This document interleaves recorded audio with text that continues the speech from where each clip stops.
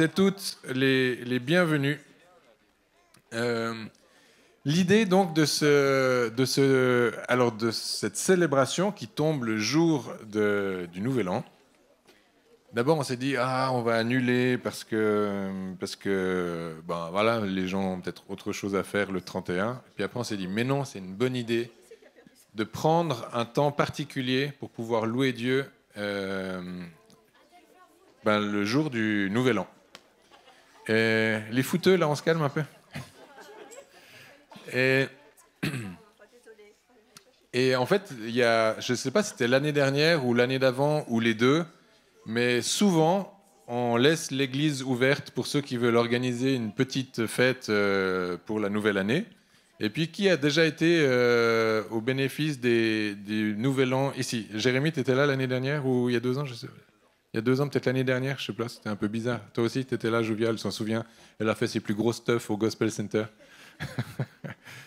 Et puis nous, quand je dis nous, Sandra et moi, notre famille, on ne l'a jamais fait, mais on a toujours eu des très bons échos que Dieu faisait des choses merveilleuses, même le 31 décembre. Et puis c'est ce qui nous a encouragé, donné envie de dire mais il faut vraiment qu'on puisse vivre ce temps ensemble. Et déjà, le louer Dieu, vous savez que c'est ce passage où, normalement, à partir de demain, on aura des bonnes résolutions, c'est ça? Non? Enfin, je sais pas. Si? À minuit 1, voilà. Et puis, normalement, à minuit 2, tu peux les laisser tomber. Non. Mais pour cette église, pour cette communauté, je ne sais pas si c'est vrai pour l'ensemble des églises, je ne sais pas si c'est vrai pour l'ensemble des chrétiens, mais en tout cas, pour cette communauté, 2022 a été une année très particulière. Je peux le dire à titre personnel, privé, où il y a beaucoup de choses que Dieu a fait. C'est comme si, en entrant dans 2022, Dieu nous a parlé de cette année qui était une année d'accomplissement, où il y avait des choses qui devaient s'accomplir avant la fin de l'année. Et puis, au niveau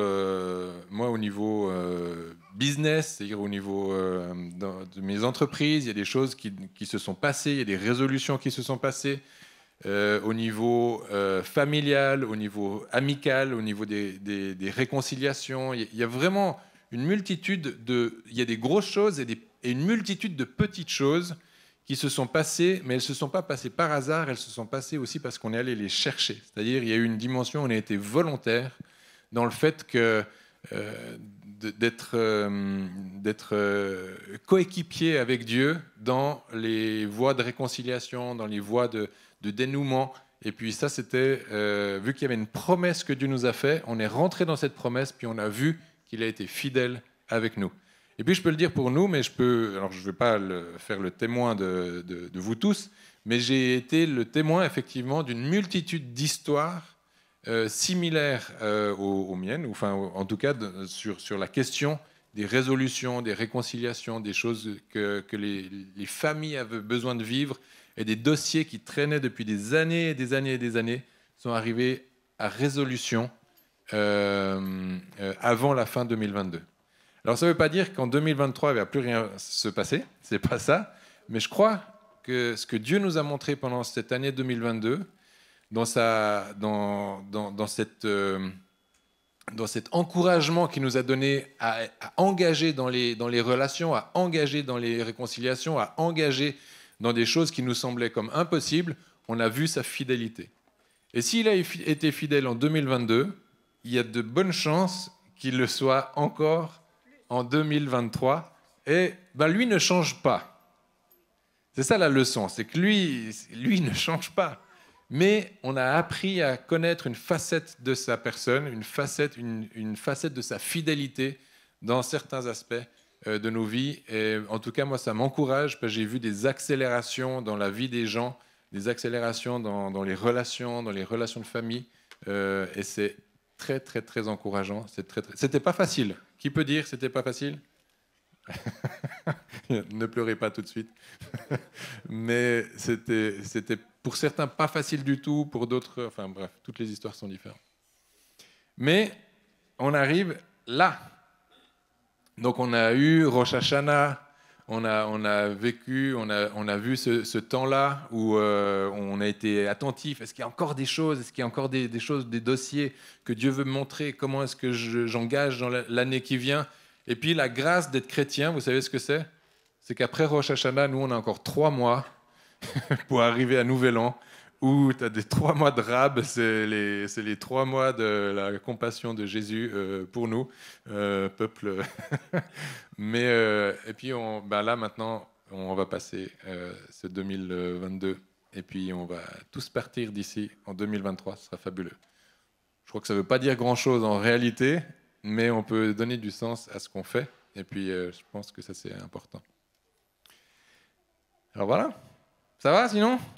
Oui, trop bien. Et puis, on a ce soir, j'aimerais qu'on puisse vraiment remercier Steve qui... Alors, je vous explique l'arrière. Tu veux expliquer l'arrière des coulisses, les coulisses des... Non ? Ok. J'explique l'arrière des coulisses. Sandra dit non, mais je dis oui. Non, mais on partage sur le groupe de louanges, en gros, qui est là parce que pendant ces périodes de fête, les plannings étaient un peu arrêtés. Donc, on pose les questions comme ça. Puis, du coup, il y a genre Steve qui dit « moi », et puis tous les autres, c'est genre « non, pas là, pas là, pas là, pas là, pas là, pas là ». Et puis Steve, il a dit « mais c'est pas parce que je suis tout seul que rien ne va se passer ». Et il a monté tout un petit band en moins de temps qu'il faut pour le dire. Et j'aimerais que vous puissiez les accueillir tous pour qu'ils puissent nous accompagner dans ce temps d'adoration. Et on peut les applaudir chaleureusement. Et vous allez voir que le visage est nettement rajeuni. Et venez. Oui, ils sont... Non, pas tous rajeunis. si, tous rajeunis. Bon, il y a un peu deux bords, quoi. Il y a un peu c'est battle. Ah, toi, t'es de quel côté, toi? Rajeuni, côté rajeuni. Donc, c'est la moyenne, voilà, c'est la moyenne. Donc, merci beaucoup de nous... Je vous propose qu'on puisse se lever et puis je vais prier. Seigneur Jésus, on veut te remercier pour ce temps où on veut, à partir de maintenant, Seigneur, commencer à écouter ta voix, non seulement pour bien finir cette année 2022, mais également, Seigneur, on veut... se positionner avec un regard qui regarde un peu plus loin. On veut être attentif à ce que tu nous montres dans le ciel, à ce que tu montres dans nos cœurs, à ce que tu montres dans ta parole, Seigneur, les choses que tu veux mettre en éveil ce soir pour que je puisse engager dans l'année qui vient paisiblement, c'est-à-dire avec sérénité. Et je prie, Saint-Esprit, que tu viennes déjà te poser sur chacun d'entre nous, comme ces petites flammes de feu, Seigneur, que tu as posées sur tes disciples alors qu'ils s'attendaient à recevoir quelque chose de toi. Seigneur, nous, on s'attend à recevoir. Qui s'attend à recevoir quelque chose de Dieu? Ok. Tous ceux, Seigneur, qui s'attendent à ta présence, qui s'attendent à recevoir quelque chose de toi, Seigneur, tout simplement, tu viens de poser sur leur tête, Seigneur. Tu viens de poser sur eux et tu commences à manifester ta présence au milieu de nous, Seigneur Jésus. Merci. Amen.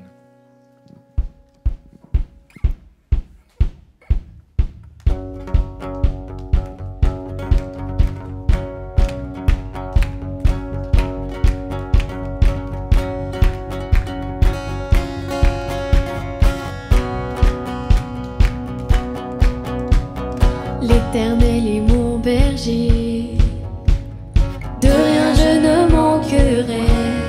Oh mon âme, chante mon âme. Pas à pas il me conduit, au bord des eaux calmes je le suis. Oh mon âme, chante mon âme. Oui, toujours le bonheur et la grâce m'accompagneront devant sa face. Dans sa présence, tellement de joie, tellement de joie. Et tant qu'il se trouve auprès de moi, aucun mal, mon âme, tu ne craindras. Et dans son temps, je reviendrai, je reviendrai. Et si je traverse encore la vallée de l'ombre de la mort, oh mon âme, chante mon âme.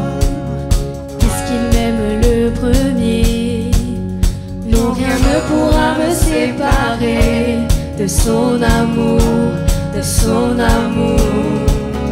Oui, toujours le bonheur et la grâce m'accompagneront devant sa face, dans sa présence, tellement de joie, tellement de joie. Et tant qu'il se trouve auprès de moi, aucun mal mon âme tu ne craindras. Et dans son temps, je reviendrai, je reviendrai. Yahweh, Yahweh, tu fais briller sur moi ton soleil. Yahweh, Yahweh, ta lumière chasse au loin les ténèbres. Yahweh, Yahweh, ta parole éclaire mon sentier. Yahweh, Yahweh, Yahweh. Oh, il viendra me chercher et dans sa maison j'habiterai. Oh mon âme, chante mon âme, sans cesse jusqu'à son retour.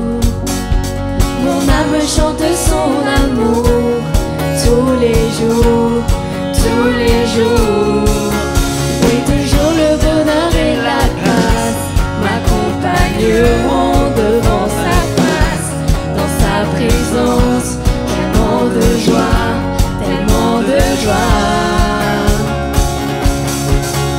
Et tant qu'il se trouve auprès de moi, aucun mal mon âme tu ne craindras.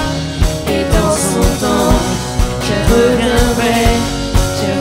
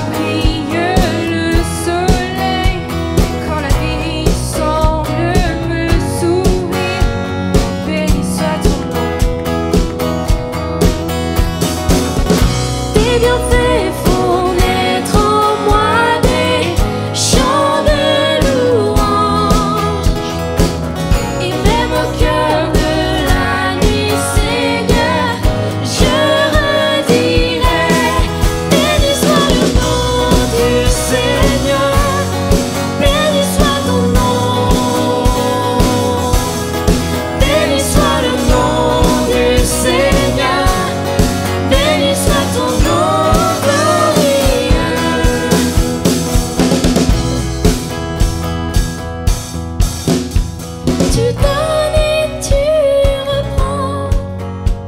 Tu donnes et tu reprends. Mon cœur choisit de dire: oh, béni soit ton nom. Tu donnes et tu reprends. Tu donnes et tu reprends. Mon cœur choisit de dire: oh, béni soit ton nom. Béni Seigneur, béni soit mon nom. Béni soit le nom du Seigneur. Béni soit ton nom glorieux. Béni soit le nom du Seigneur. Béni soit ton nom. Béni soit le nom du Seigneur. Béni soit ton nom glorieux.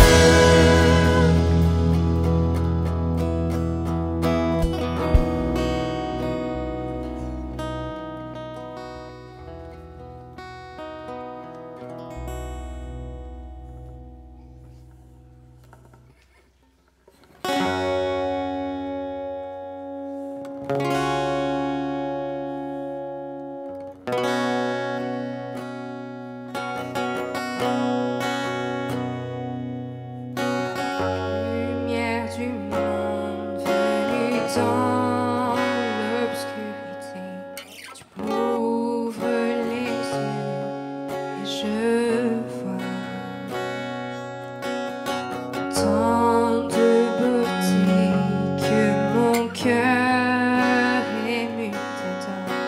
Je sais que ma vie est en toi. Me voici pour louer, me voici à tes pieds, me voici pour dire tu es mon Dieu. Car tout en toi est beauté, tout en toi est grandeur, tout en toi est merveilleux pour moi. Roi éternel, élevé au-dessus de tout, ta gloire resplendit dans le ciel. Tu es venu humblement sur cette terre, tu t'es donné par amour. Me voici pour louer, me voici à tes pieds, me voici pour dire tu es mon Dieu. Car tout en toi est beauté, tout en toi est grandeur, tout en toi est merveilleux pour moi. Je ne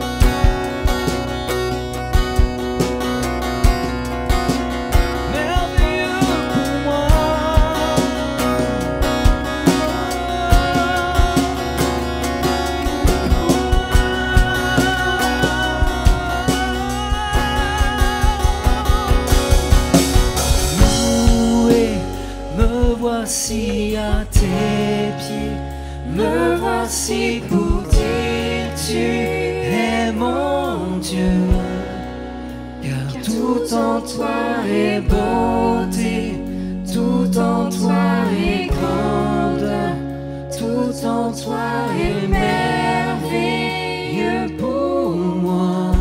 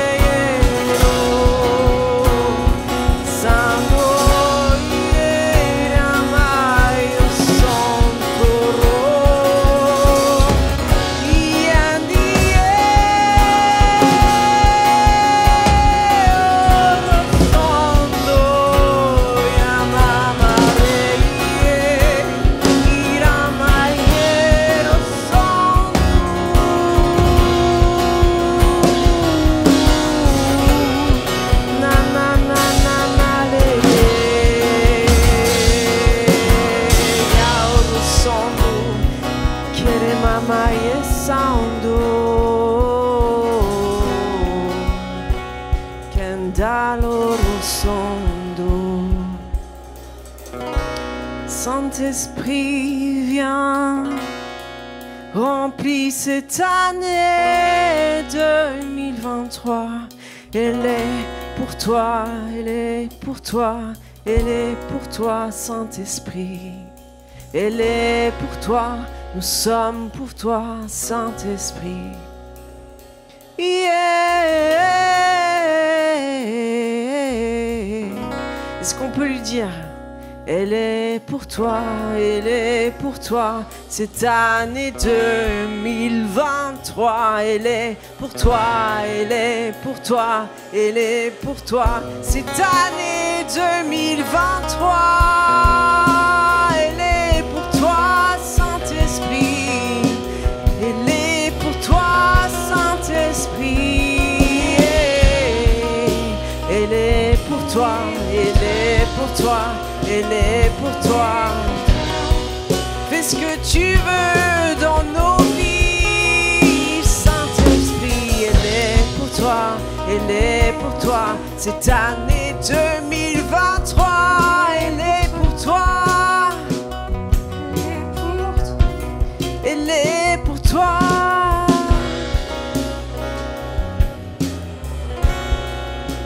C'est à toi de lui dire. Elle est pour toi, Saint-Esprit, cette année 2023. Elle est pour toi, elle est pour toi, elle est pour toi.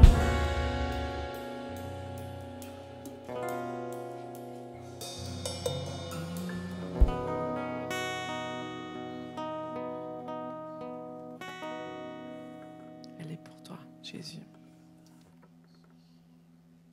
Merci Seigneur. Merci de nous donner l'opportunité de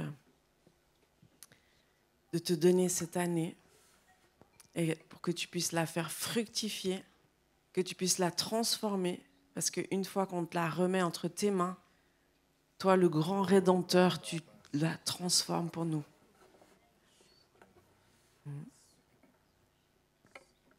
Merci Jésus.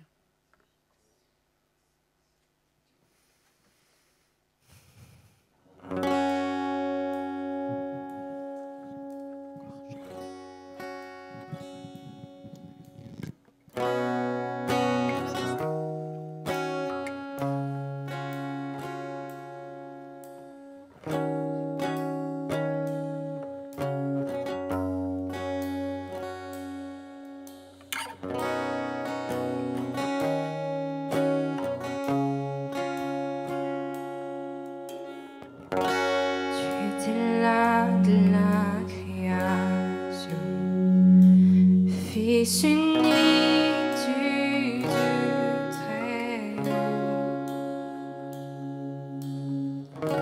le mystère de ta gloire révélé en toi, Christ notre Seigneur. Son nom est si merveilleux, son nom est si merveilleux, le nom de Jésus-Christ, mon roi. Son nom est si merveilleux, sa beauté sans pareil. Son nom est si merveilleux, le nom de Jésus.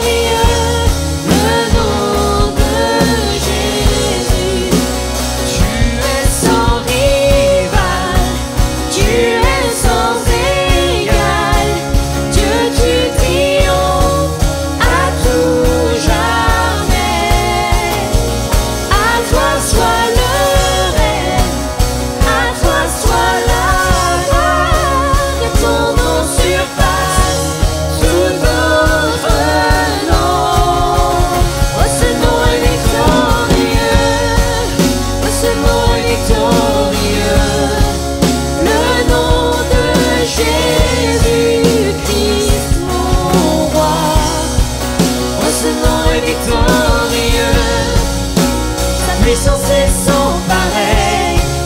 Ce nom est victorieux, le nom de Jésus. Ce nom est victorieux, le nom de Jésus. Ce nom est victorieux, le nom de Jésus.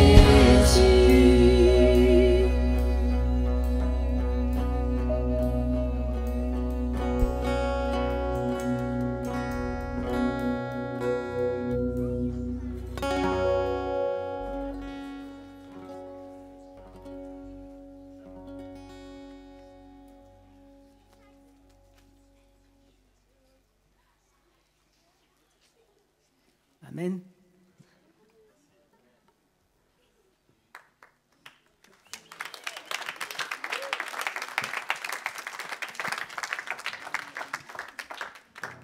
Moi, j'avais pas envie que ça s'arrête.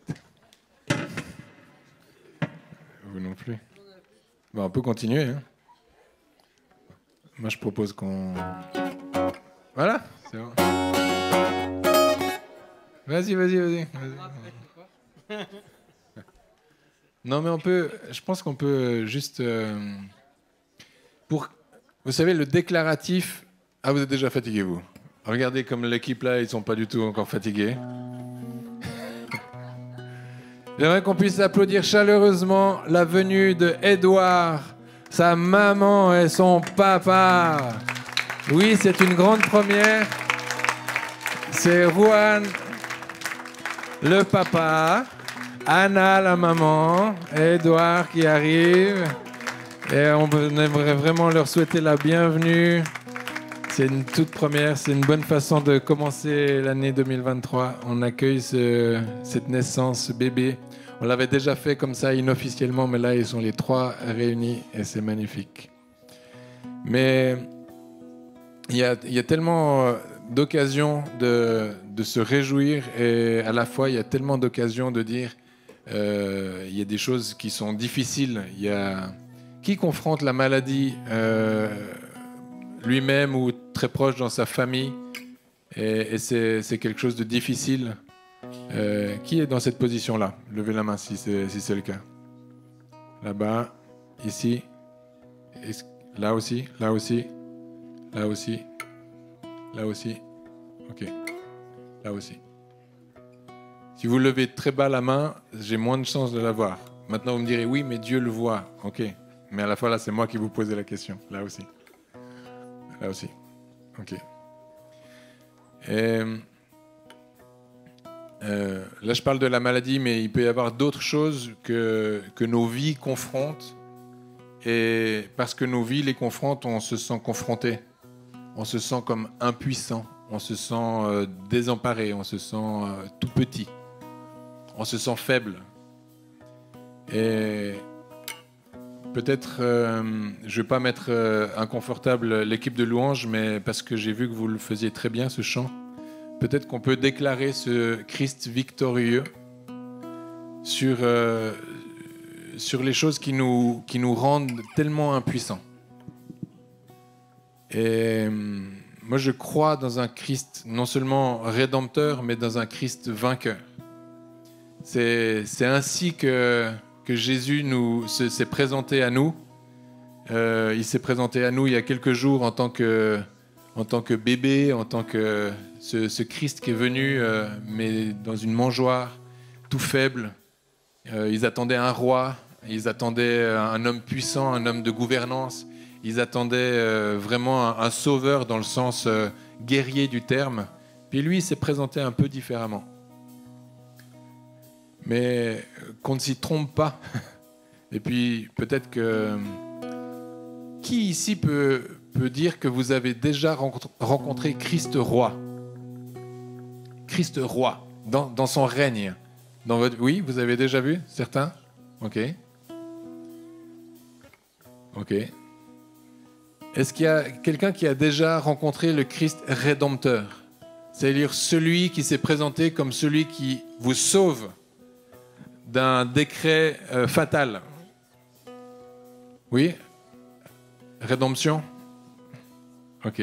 Je ne sais pas, parce que parfois on rencontre Christ, mais dans une de ses figures. Pas toutes. Qui c'est qui a déjà rencontré Christ comme le Père? C'est bizarre comme question, ça. Celui qui vous regarde et qui vous établit selon son cœur, selon ce qu'il a dit de vous. Moi, je vous invite ce soir pour tous ceux qui ont levé la main et tous ceux qui n'ont pas levé la main, mais vous savez là où vous avez besoin de faire une rencontre avec Jésus ce soir. Ce Christ qui a pris toutes les maladies sur lui à la croix. Ce Christ qui a pris les malédictions.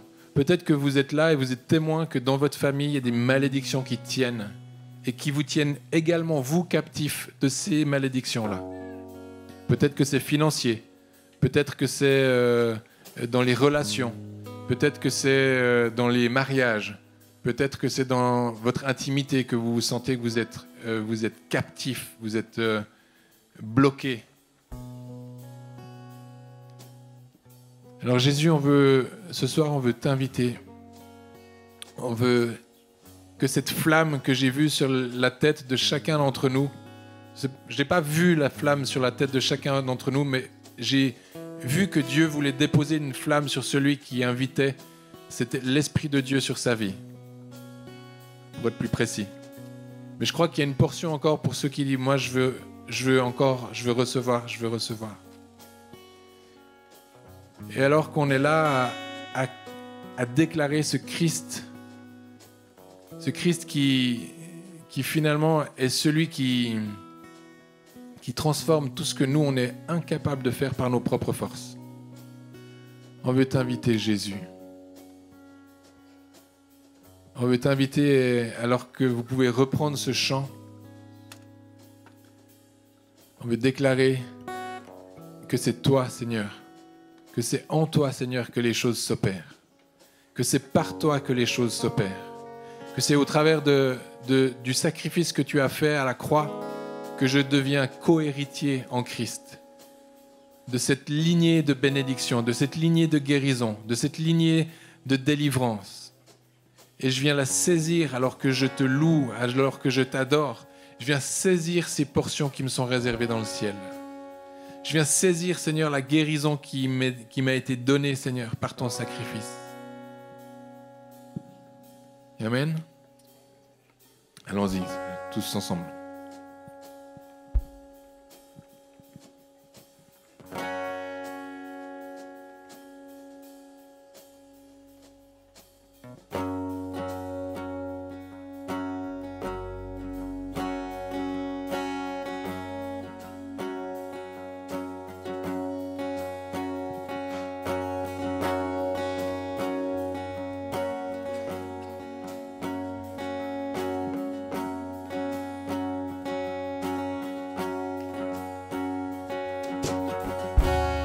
T'es là de la création, Fils unique du Dieu très haut.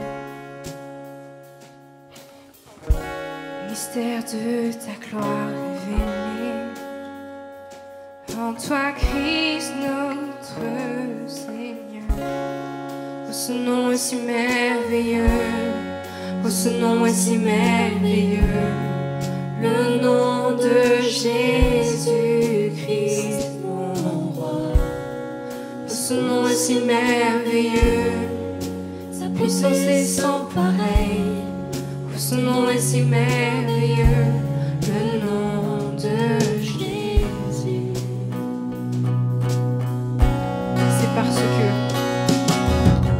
tu n'as pas voulu laisser sang. Alors Jésus, tu es venu, et ton amour a vaincu mon péché. Plus rien ne peut nous séparer. Oh, ce nom est si glorieux, oh, ce nom est si glorieux, le nom de Jésus-Christ.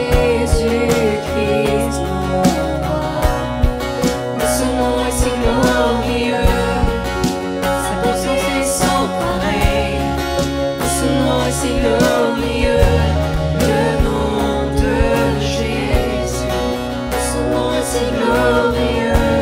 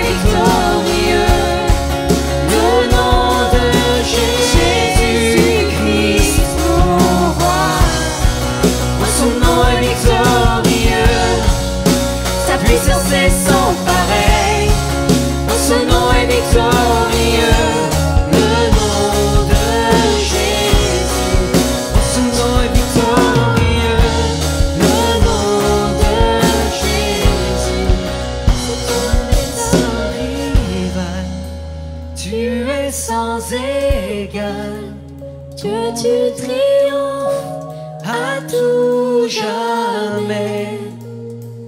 À toi soit le règne, à toi soit la gloire. Ton nom surpasse tout autre nom. Et tu es sans rival, tu es sans égal.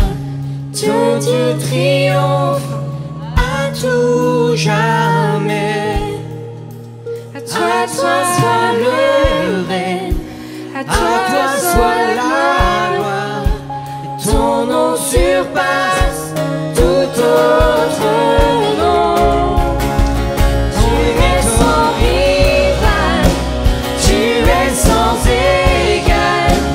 Dieu, tu triomphes à tout jamais.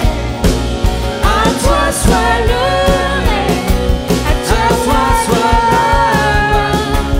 Ton nom surpasse tout autre nom. Son nom est victorieux, Son nom est victorieux. Le nom de Jésus-Christ, mon roi. Son nom est victorieux. Sa puissance est sans pareil. Son nom est victorieux. De Jésus. Oh, son nom est victorieux. Le nom de Jésus. Ce nom est victorieux, le nom de Jésus.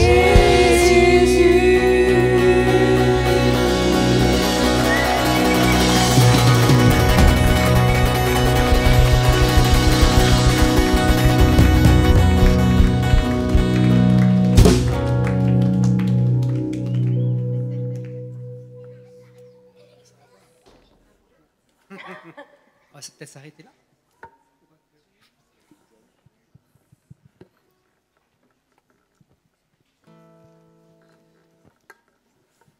Merci. Alors, moi je vais vous laisser. Ça va? Oui? On peut les applaudir chaleureusement encore.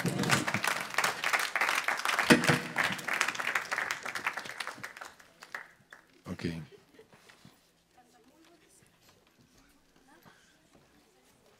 Ouais, ça va, c'est. Ok. Ben, j'aimerais accueillir ceux qui sont arrivés entre-temps. Donc, soyez les bienvenus. Et on n'a pas de sonoriste aujourd'hui, il faut faire attention.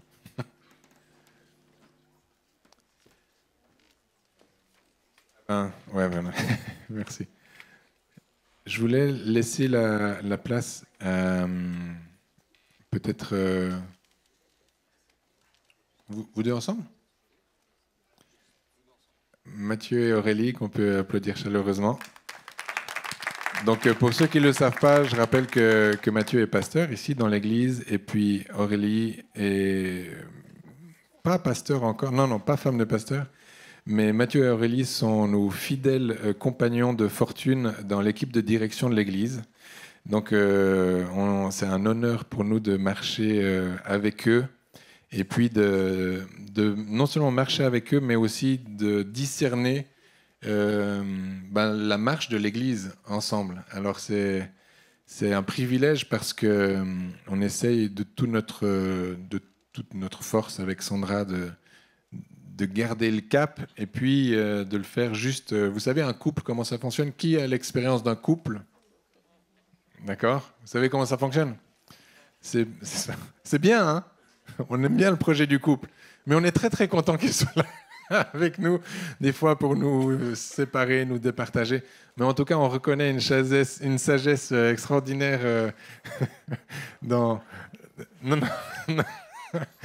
Non, quand je dis départager, Attention. Non, c'est pas ça. Non, mais quand on rêve l'Église ensemble, quand on se projette sur ce qui vient, on est très heureux parce qu'on croit qu'on est vraiment complémentaires, ils ont une sagesse, ils ont une bienveillance, puis aussi une acuité dans le monde spirituel qui est aidante. Ils reçoivent des choses de la part de Dieu. Et puis, c'est vraiment un privilège d'avoir des personnes comme ça, prophétiques, sérieuses, qui aiment Dieu de tout leur cœur à la tête de cette église. Avec nous, c'est génial. Donc, merci beaucoup. Donc, soyez attentifs. Ils ont des choses à nous dire ce soir. Merci. C'est réjouissant parce que c'est la première fois pour nous deux ensemble. Ben non, c'était pas prévu. Et puis voilà. Est-ce que tu veux commencer? Ok. Alors, on peut peut-être démarrer par là. Pourquoi je propose à Aurélie de commencer? Merci. Je propose à Aurélie de commencer parce que je me suis aperçu d'une chose, c'est que quand on prie ensemble... Ouais. Excuse-moi. Vu que c'est pas vraiment filmé, on peut... Non, ouais. Bon, ça va, on est en famille, on n'a pas rodé le truc, on n'a pas fait de répétition. Elliot, tu veux bien venir lancer la... Ok. Bon, Elliot, un de nos garçons, va prendre soin des jeunes. Est-ce qu'il y a des jeunes? Et puis il me dit, mais on devait aller là. Donc ce soir, il a concocté... mais viens raconter ce que tu as concocté, je sais pas moi. Alors, pour les jeunes, de 11 ans à 18 ans, c'est la soirée de l'année, la dernière, et ils n'ont jamais vu ça. C'est incroyable ce que j'ai préparé. Non, mais non, vous réalisez pas. Alors, ils sont bien sûr les bienvenus. Ça se passe dans l'ancienne salle des bébés, et c'est avec moi, et ça va être génial. Voilà. Et c'est maintenant. Merci beaucoup. Bon, voilà, désolé. Il fallait lancer là. Merci, Elliot. Oui, pourquoi je disais ça, c'est que alors que on apprend à prier ensemble, parce que dans le couple aussi c'est ça, lorsqu'on apprend à prier ensemble, on apprend à cheminer ensemble, on a expérimenté j'ai expérimenté que quand Aurélie commençait et qu'elle libérait des paroles de Dieu, moi ça m'activait dans des dimensions que je n'étais pas activé avant, quand j'étais pas à ses côtés. Et donc, je bénis Dieu parce que Dieu, il sait comment votre couple fonctionne. Il sait pourquoi il vous a mis l'un à côté de l'autre. Et il sait quel est le rôle de chacun. Et donc, je passe le micro à mon activatrice. Attention, activation. Donc, je vais vous partager ma part pour cette fin d'année, puis ce début d'année qui se présente. Ça a commencé il y a 2 jours où... je sentais depuis quelques temps où Dieu, je vous mets vraiment le contexte pour pour vous puissiez, pour qu'on puisse, parce que moi aussi j'ai besoin de le mesurer l'importance de ce que Dieu nous dit en fait. Et c'est dans le contexte que j'ai saisi le poids de ces paroles. C'est pas dans la parole en elle-même, enfin c'est particulier. Et en fait, il y a 2 jours, je sentais qu'il m'appelait dans sa présence, viens dans mon intimité. Alors je me dis, ouais, c'est la fin de l'année. Et du coup, c'est vraiment une période particulière pour, à chaque fois, quand on est chrétien, on sent, puis même on a envie de recevoir des paroles de Dieu, puis de commencer l'année avec lui. Et puis, donc je me dis, c'est logique. Bon. Et dans ce temps-là, je ne savais pas trop comment le vivre. Enfin, je voulais laisser le Saint-Esprit mener le truc, quoi. Et puis je sens que je suis amenée à relire mon cahier. J'ai un cahier où je note un peu ce qui m'arrive, ce que je reçois, un peu tout, quoi, en fait.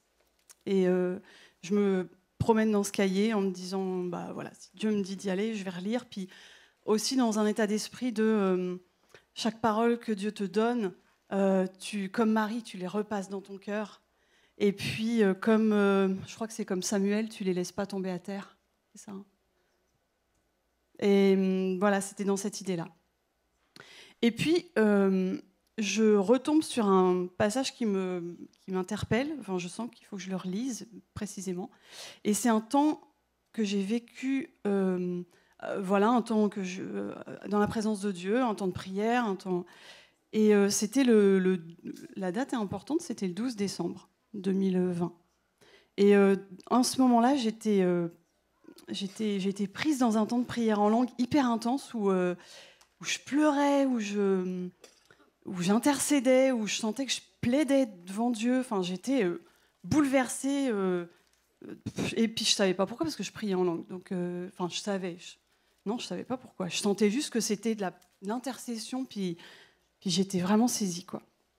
Et le mot tranché était dans ma tête depuis plusieurs jours. Et puis là, ça revenait. Et Dieu me dit, à ce moment-là, plus de tiédeur, ne cherche pas à être aimé. Puis je sentais que c'était un message important, donc je le recevais fort, quoi. Ne cherche pas à être aimé, cherche à aimer. Et puis, par rapport au mot tranché, c'est le verset de Matthieu 10, 34 dont il s'agit. C'est quand Jésus dit « Ne croyez pas que je sois venu apporter la paix sur la terre. Je ne suis pas venu apporter la paix, mais l'épée. » C'est un texte difficile. Moi, j'ai mis du temps à le comprendre. Pour vous dire, il y a 2 jours, je l'ai vraiment compris. Mais à l'époque, je l'ai juste reçu comme ça. Et Dieu me disait, si je tranche, je vous lis ce que j'ai écrit, hein, parce que c'était voilà, à ce moment-là, donc moi je m'en souviens plus en fait. J'oublie très souvent, c'est pour ça que je relis de temps en temps. Si je tranche, c'est pas entre vous et les autres, c'est entre le mal et vous. Donc il faut que vous vous atteliez, puis il me parlait aussi de nous en tant que couple. Il faut que vous atteliez à être du même côté, pour que quand je viens trancher, ben, je puisse être capable de vous protéger et que je puisse venir entre vous et le mal, et pas vous blesser, et pas que vous soyez du mauvais côté. Et c'est à vous de vous positionner du bon côté. C'est à vous de choisir, de faire ce choix de vous positionner. Et puis, à ce moment-là, j'étais dans ma prière en langue, puis je reçois en parallèle une vision. Je me vois en train de dérouler une carte, et puis je pose le doigt sur un petit pays en jaune, puis c'est Israël. Et puis pouf, ça s'arrête là. Donc ça, c'est vraiment le petit bout que je n'ai pas encore tout compris, mais je le dis parce que je sais que j'ai un bout. Donc il y a peut-être quelqu'un que ça va faire réagir. Et quand je lis ce passage du 12-12-2022, je me dis c'est bizarre, je me souviens avoir vécu ça, mais pas si loin. J'ai l'impression de l'avoir vécu là, il n'y a pas longtemps. Donc je cherche dans mon cahier, je me dis, j'ai vécu ça, mais là, il n'y a pas longtemps. Et en fait, en cherchant, je tourne les pages, je suis sûre, trancher, ça me dit quelque chose. Et puis ce moment de fort en langue, je l'ai vécu là, il n'y a pas longtemps. Et là, je retombe sur la page du 12-12-2022. Et je me dis, oh, et pas 2020. Et ben voilà, c'était en 2022. Et je me dis, tiens, et c'est là que j'ai écrit je sens fort que Jésus prépare son épouse, je sens son amour fort, et c'était vraiment saisissant. Et je sens l'épée tranchante. Jésus nous entraîne à nous positionner pour être du bon côté lorsque l'épée à double tranchant va venir séparer.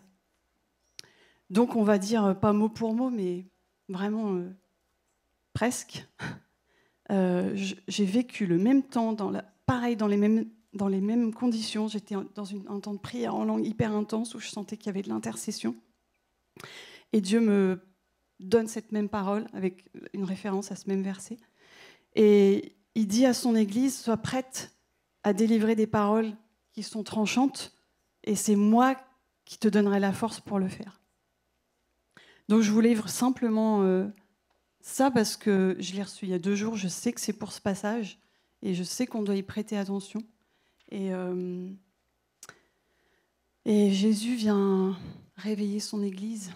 On le dit tout le temps, mais là, il vient nous réveiller d'une façon particulière. Puis je te laisse prendre la suite parce que je trouve que c'est hyper complémentaire ce qu'on a reçu. Merci. Ce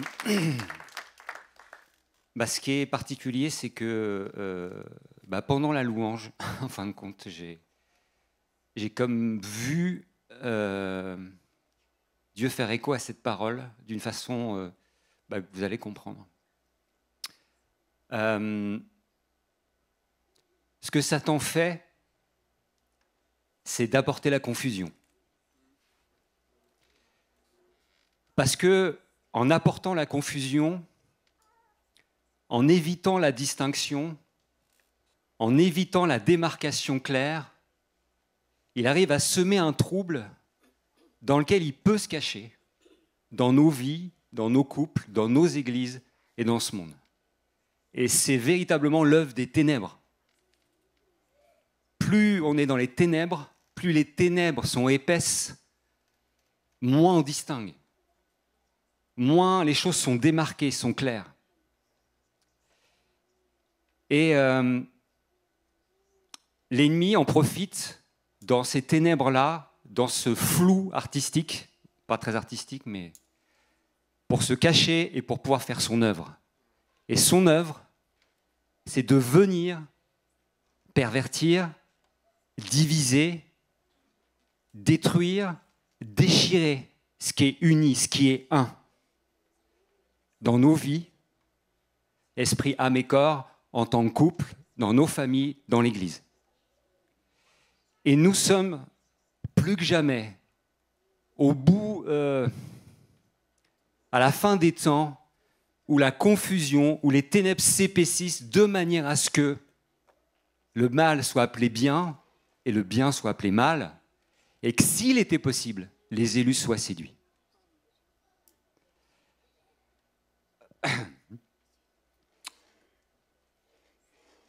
Et ça va jusqu'à appeler la vie mort et la mort vie. À pas appeler, mais à ne plus distinguer l'homme de la femme. À ne plus savoir ce qu'est une famille. C'est-à-dire les fondements mêmes de ce que Dieu a institué.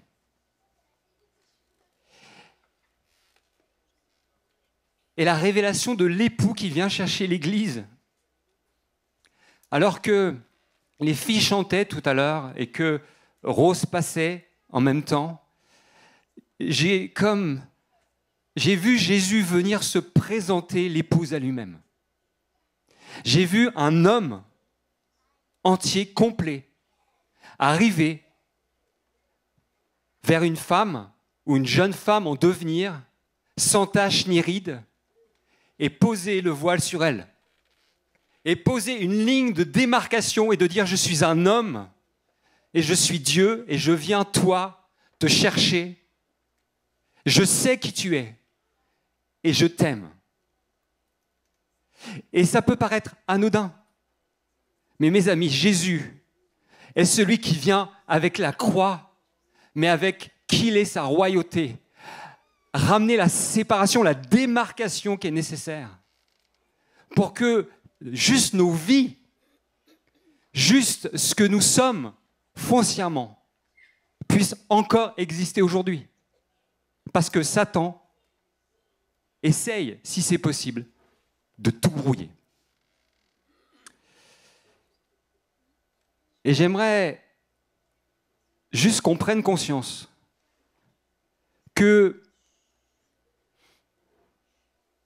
on est dans des temps, et c'est une bonne nouvelle, où les choses sont ébranlées. Et on pourrait se dire, oh là là, attention, ça va être compliqué. Les choses sont ébranlées, le système économique va s'effondrer. Je ne vous fais pas tout ce que les médias... Voilà. Mais mes amis, c'est une bonne nouvelle. Jésus vient secouer tout le système que Satan a mis en place pour que les choses, la véritable nature des choses soit révélée. Et qu'elle ne soit pas brouillée dans un blougi-boulga où on ne sait plus trop bien ce qui se passe. Et alors qu'il vient ébranler, et alors que par exemple je suis dans ma famille, et que je suis à un repas de Noël avec mes parents, puis avec mes frères, et puis, boum, il y a des choses qui sortent. Il y a des liens pourris intergénérationnels qui sortent. Il y a des codépendances qui sortent. Il y a des choses qui sortent. Et on dit, mais pourquoi? Mais c'est inconfortable, c'est pas bon. Pourquoi? Mais parce que je t'aime. Je viens ébranler pour que les choses soient dévoilées et ce qui est caché soit dévoilé. Et une fois que c'est dévoilé, moi je peux trancher, séparer et appeler ce qui est bien, bien et mal, mal. Et Jésus fait quoi en faisant ça? en arrivant en tant qu'épouse pour retrouver son épouse, eh bien simplement il nous redonne le choix. Satan essaye de faire en sorte de nous rendre incapables de faire des choix, en brouillant, en étant dans la confusion. Et Jésus, en ramenant la démarcation, nous permet de dire « Choisis la vie. Voilà, voici, j'ai mis devant toi. » On peut prendre le texte, hein, c'est Deutéronome. Et c'est vraiment ce que je ressentais pour ce soir. Deutéronome 30, 19. Je ne l'ai pas... Bah, sinon, on peut le prendre dans la Bible. Hop. Deutéronome 30, 19.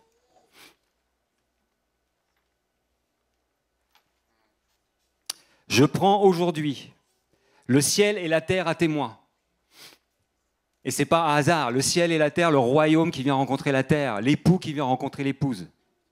Je vous offre le choix entre la vie et la mort, entre la bénédiction et la malédiction. Choisissez donc la vie afin que vous viviez, vous et vos descendants. Choisissez d'aimer l'Éternel votre Dieu, de lui obéir et de lui rester attaché, car c'est lui qui vous fait vivre et qui pourra vous accorder de passer de nombreux jours dans le pays que l'Éternel a promis par serment de vous donner à vos ancêtres, qu'il a donné à vos ancêtres Abraham, et Isaac et Jacob. Voilà. Et simplement, quand tu parles de trancher, le plus grand danger dans le monde dans lequel on est aujourd'hui, c'est que justement, il n'y ait plus le tranchant de l'épée. C'est qu'il n'y ait plus la démarcation. Et c'est inconfortable, mais c'est la bénédiction de Dieu pour, je crois, 2023, pour que tu sois capable de choisir entre la vie et la mort, entre la bénédiction et la malédiction, et de te placer du côté de la bénédiction et de la vie, et puis que ceux qui sont du côté de la malédiction et de la mort, peut-être commencent à en prendre conscience, parce qu'ils se disent « mais il y en a, ils sont du côté de la bénédiction et de la vie ». Alors que si derrière, tout est flou, personne ne voit rien, et puis tout le monde est embrouillé. Donc voilà ce que je ressentais, et je voulais partager dans le sens aussi, par rapport à... Enfin, je veux juste le dire parce que je crois que c'est prophétique. Moi, je veux honorer cette famille, la famille Vary, pardon. Je veux honorer Steve. Je veux t'honorer en tant qu'homme qui est en train de se lever avec sa femme à ses côtés, ensemble. Et vous, en tant que vous levez en tant que famille, je veux vous honorer sur le fait de d'avoir fait ça ce soir, d'avoir amené une louange intergénérationnelle, d'avoir mis au centre des jeunes femmes, des jeunes filles, et puis d'oser le faire. Et je crois que c'est prophétique pour l'année qui vient. Je crois que c'est prophétique pour la jeunesse, c'est prophétique pour la jeune femme, l'Église, l'épouse qu'elle est appelée à devenir, alors qu'elle est en train de se réveiller. Voilà.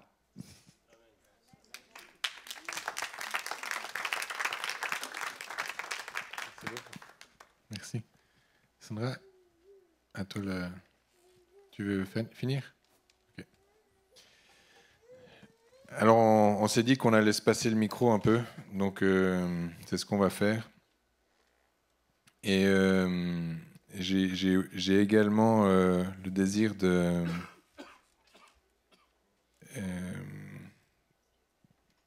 vous encourager, de nous encourager, et puis de vous donner aussi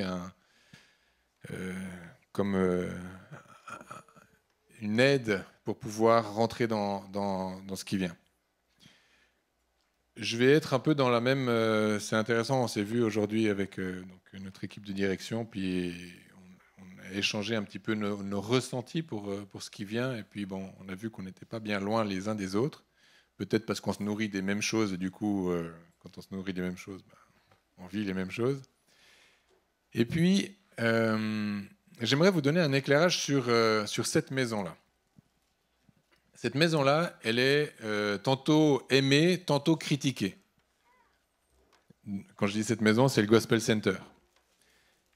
Aimée pour certaines choses, puis critiquée pour d'autres. Aimée pour ce qu'elle fait, puis critiquée pour tout ce qu'elle ne fait pas, par exemple. Et c'est pas grave. C'est pas grave parce qu'on sait qu'on va pas pouvoir être une église qui fait tout et qui fait tout bien. Puis d'ailleurs, ce qu'on fait pas bien, on préfère le laisser aux autres. Mais il y a quelque chose qu'on veut pas lâcher. Ceux qui sont dans cette maison depuis 10 ans, 11 ans qu'elle existe, ils savent qu'avec Sandra, il y a des fois, on est comme des pitbulls. Mais on est des pitbulls sur des domaines où on sait, enfin jusqu'à preuve du contraire, mais en tout cas jusqu'à présent, on sait que Dieu nous a montré certaines choses et on ne va pas les lâcher. Et puis ces certaines choses-là, elles tiennent en une poignée de concepts, pour le dire comme ça.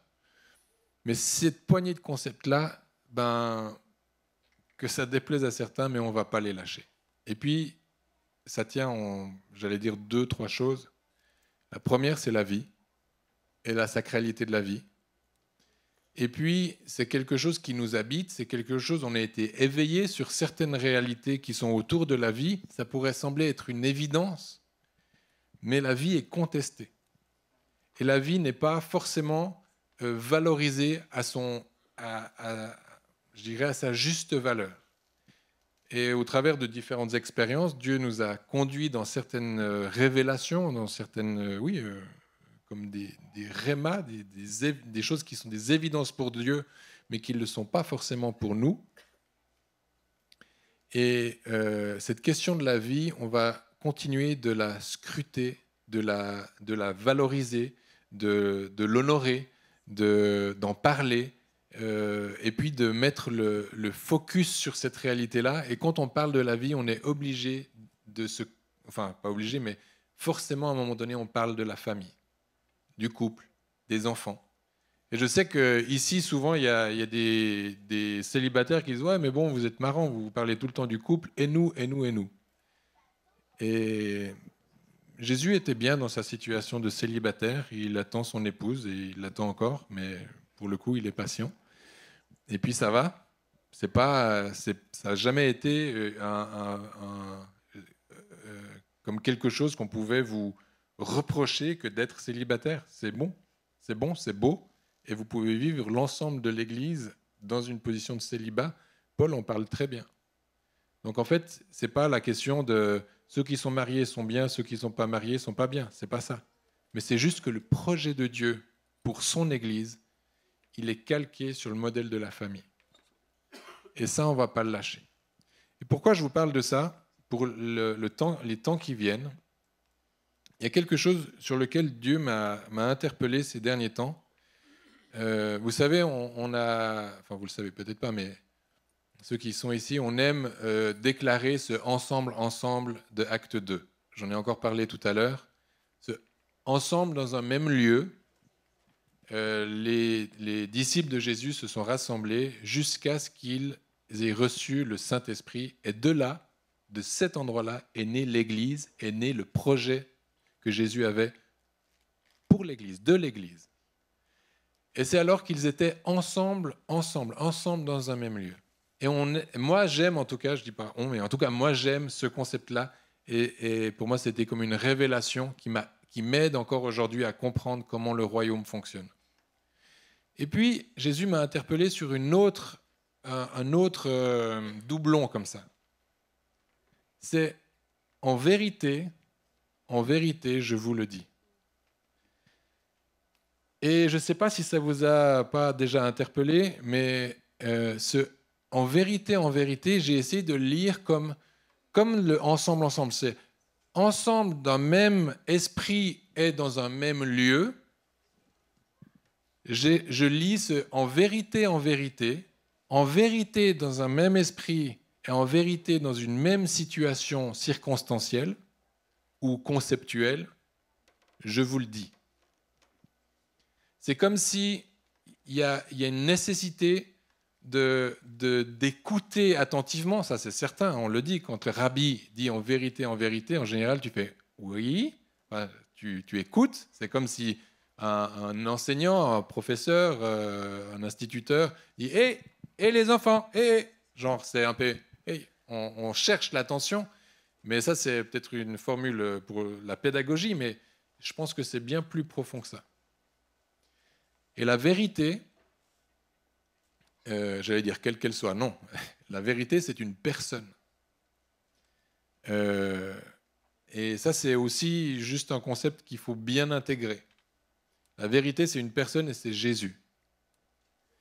Et quand il dit en vérité, pour moi, c'est, on pourrait dire en esprit, mais c'est Jésus, donc Jésus qui parle et qui vient nous rendre attentifs d'une circonstance. Et vous pourrez, si vous avez dans votre Bible les paroles de Jésus en rouge, c'est plus facile à repérer, mais vous pourrez lire combien de fois est-ce qu'il dit en vérité, et surtout de lire de quoi est-ce qu'il parle.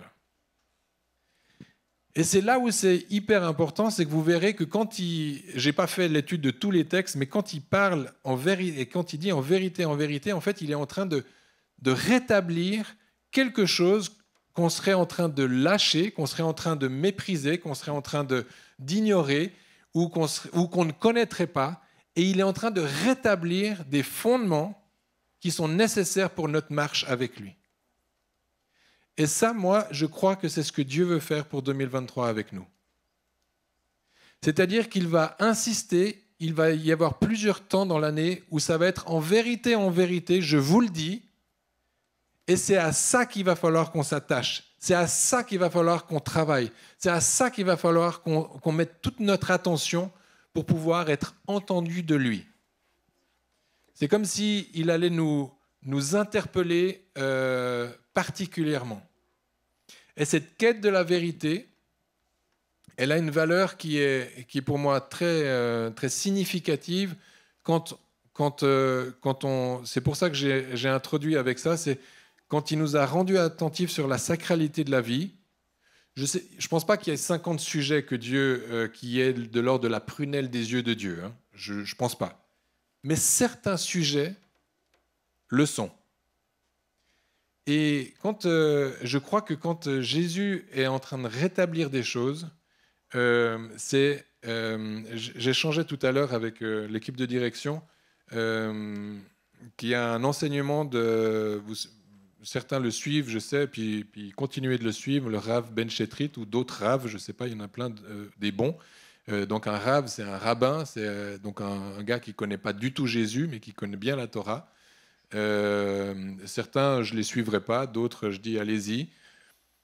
Mais il y avait un enseignement sur Hanouka, et puis dans cet enseignement sur Hanouka, la question c'était l'assimilation. Comment le peuple juif s'était fait de tout temps assimiler par les autres nations qui étaient autour les Égyptiens, les Grecs, donc les hellénistes, les Perses.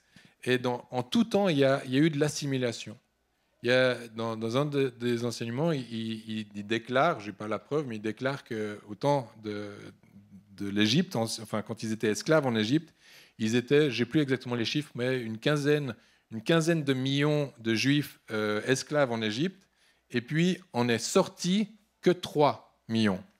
Donc on peut dire qu'il y a un reste à peu près 12 millions qui ont été assimilés, qui se sont faits égyptiens, qui ont complètement perdu leurs racines. Et aujourd'hui, ils sont toujours 15 millions. Mais cette assimilation, elle nous guette tous. Alors nous, on n'est pas juifs, on l'est par ramification, par greffage. On a été greffé à l'olivier franc. Gloire à Dieu, merci Seigneur. Moi, c'est une fierté pour moi de pouvoir prier pour Israël, puis de me sentir appartenir à ce peuple. Mais je ne dois pas oublier que je suis un greffon en Jésus. Mais si eux ont été assimilés ou ont été tentés d'être assimilés depuis qu'ils ont été créés, enfin depuis qu'ils existent, depuis qu'ils ont été reconnus, nous pareillement. Et on voit bien que chez moi, ma vie, mes choix de vie, mes orientations professionnelles, sociales, quelles que soient mes décisions, il y a toujours un endroit où je risque de glisser dans une assimilation à ce monde. Parce qu'il est dit, vous n'êtes pas du monde, mais vous êtes dans ce monde. Vous êtes dans ce monde, mais vous n'êtes pas du monde. Et je crois que en vérité, c'est comme si le Seigneur il me montrait, il me disait, hey, il y a quelque chose cette année où il va falloir prendre des positions pour moi-même. Mais je vais d'abord le faire pour moi. Puis si je suis suffisamment convaincu, je vais peut-être l'enseigner dans le sens où le partager. Mais d'abord, on doit le vivre pour nous-mêmes. On ne peut pas vivre des concepts qu'on ne vit pas. C'est vrai ou pas? Ou en tout cas, on doit y aspirer. On peut dire, je suis en processus. Mais donc, il y a en vérité, je crois vraiment que Dieu il va nous interpeller pour éviter qu'on soit assimilé. Vous savez que Jésus cherche son Église. On est dans les derniers temps. Enfin, je ne sais pas comment... Quand on dit comme ça, on parle avec des cathos, ils disent oui, mais ça fait 2000 ans qu'on est dans les derniers temps. Ok. Mais je crois vraiment qu'on est dans des temps de la fin. Et je crois aussi que Jésus cherche son Église. Ce n'est pas des concepts, hein, c'est ce que la parole de Dieu dit. Il cherche un petit reste. Et comment est-ce que ce reste va être identifié ou identifiable selon lui? Alors bien sûr que c'est dans notre relation de cœur avec lui. Mais c'est aussi dans nos choix de vie. Est-ce qu'on marche dans sa vérité? Est-ce qu'on marche avec la vérité? Est-ce qu'on marche pour la vérité? Est-ce qu'on se bat pour la vérité? Est-ce que je donne ma vie pour la vérité? Est-ce que mes choix de vie reflètent la vérité?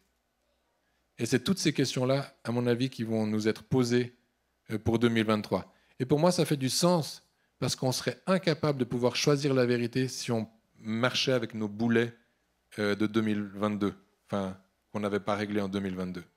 Donc je sais qu'au milieu de nous, il y a des gens qui ont pris des positions, qui ont pris des décisions en 2022 qui vont leur permettre de pouvoir engager dans des endroits où ils n'auraient jamais pu le faire avec toute leur attirail de 2022. Donc je suis très heureux de... Puis bon, c'est pas trop tard, hein, on peut toujours accorder les wagons, mais un jour, ce sera trop tard, quand il reviendra. Donc il ne faut pas procrastiner, ce n'est pas une bonne façon d'avancer. Donc voilà, je voulais vous encourager avec... je vous ai encouragé avec ces paroles. Et puis je laisse maintenant la place à Madame Duby.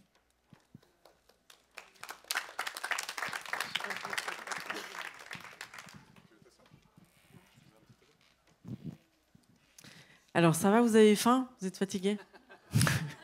Moi, j'ai faim. Je tiens pas trop debout, donc je vais m'asseoir un petit coup. Merci beaucoup. Alors, je vais faire rapidement, comme ça on peut vite manger. Mais vous savez que manger, c'est pas tout, hein. On doit aussi se nourrir de la parole de Dieu. Vous êtes d'accord? C'est comme du pain frais. Donc, on va manger un petit bout de pain frais. Enfin, on en mange déjà depuis un moment. Merci, d'ailleurs.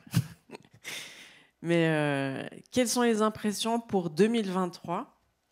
Donc, effectivement, ça fait déjà quelques années qu'on est qu'on passe comme dans un entonnoir. Je ne sais pas si vous avez remarqué. Qu'on passe dans un entonnoir qui est de plus en plus serré. Où on doit effectivement se positionner. Où on sait que Jésus il cherche en fait des réceptacles pour déverser sa gloire. Et les réceptacles qu'il cherche, c'est des outres neuves. C'est ces outres que lui-même a formées. Et donc, si vous avez eu l'impression ces dernières années que vous avez été un petit peu rudoyé, comme si le divin potier vous secouait dans tous les sens pour faire de vous un vase noble, c'est que vous êtes sur le point de recevoir le vin nouveau. Quelqu'un peut s'identifier? Hein? Si vous êtes bien confortable et que vous n'avez pas été rudoyé par le divin potier, c'est que vous n'allez peut-être pas recevoir le vin nouveau. C'est un peu rude des propos de dire oh, « mais il y en a qui vont le recevoir, il y en a qui ne vont pas le recevoir ». Ben oui. Et puis ces gens qui vont le recevoir et pas le recevoir, ce n'est pas les gens du monde et les gens de l'Église. Là, je vous parle des gens de l'Église. C'est comme les vierges folles et les vierges sages. Et des vierges propres et des vierges sales. Enfin bref. Donc il y a toujours cette dualité avec Jésus entre le précieux et le vil. Et c'est ce que Dieu dit à Jérémie au chapitre 17, verset 19. C'est pourquoi ainsi parle l'Éternel. Si tu te rattaches à moi, je te répondrai.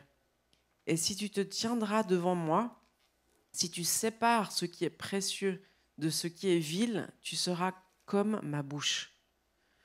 Donc, il y a cette séparation qui est absolument indispensable.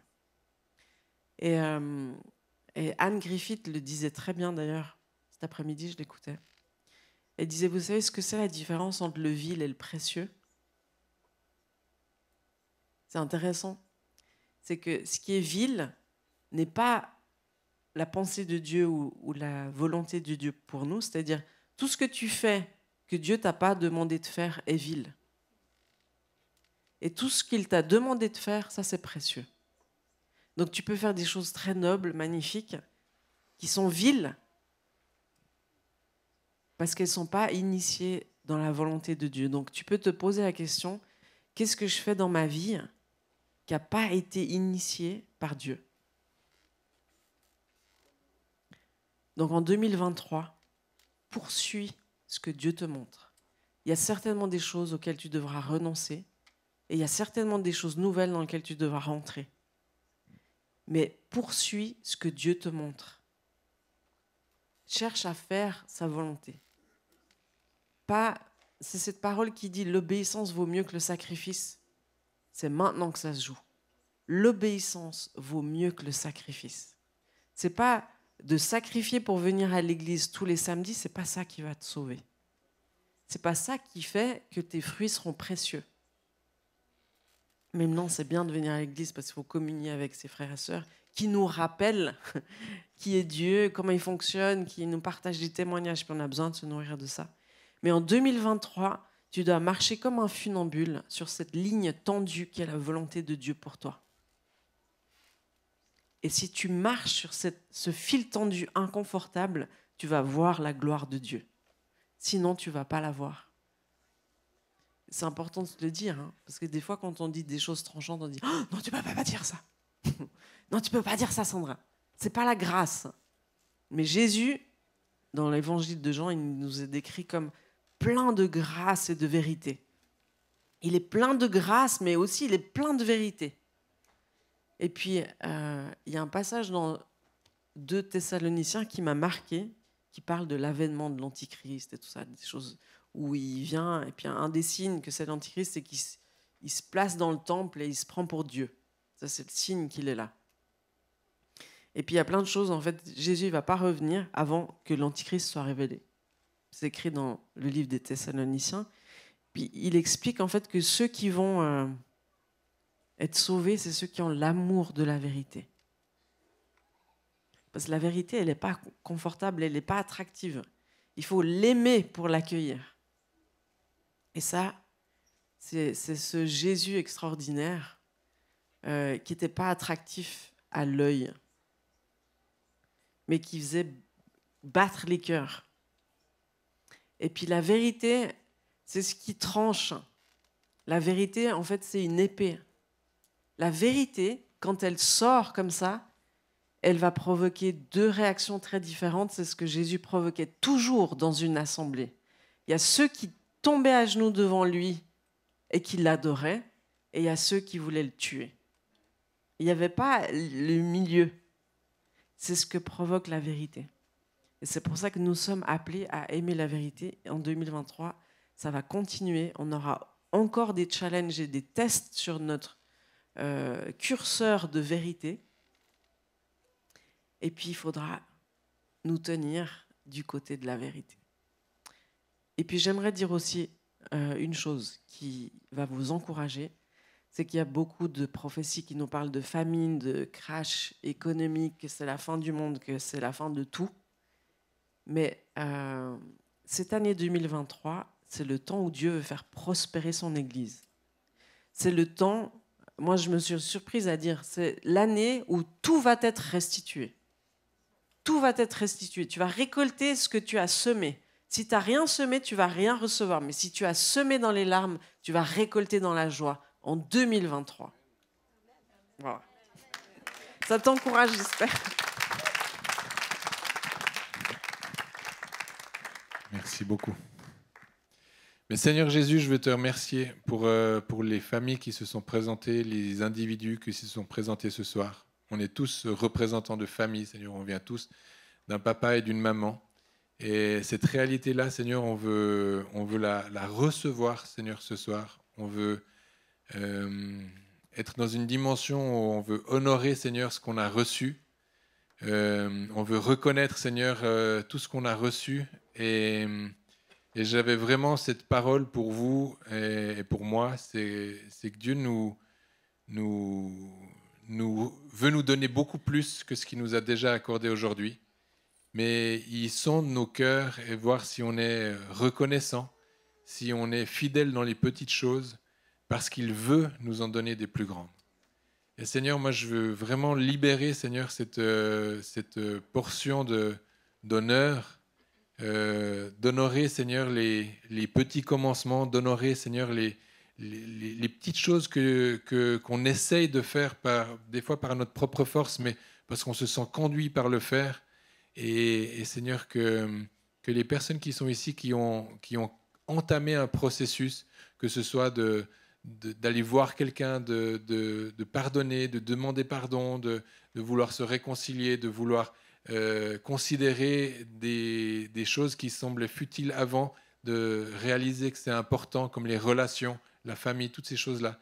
Seigneur, moi je veux honorer les petits commencements au milieu de nous. Et je veux déclarer, Seigneur, que tu es celui qui nous donne la force d'aller plus loin.